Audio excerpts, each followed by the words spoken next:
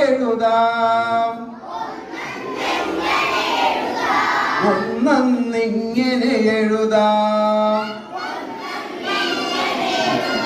ഒന്നെന്നെങ്ങനെ എഴുതാം ഒന്നെന്നിങ്ങനെ എഴുതാം വളവും വേണ്ട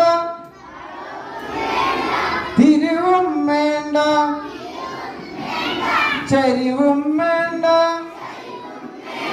കുനിവും വേണ്ട പിന്നെ എങ്ങനെ കുത്തനെ ഒരു വര കുറിയ വര കുത്തനെ ഒരു വര കുറിയ വര ഒന്നായി നന്നായി ഒന്നായി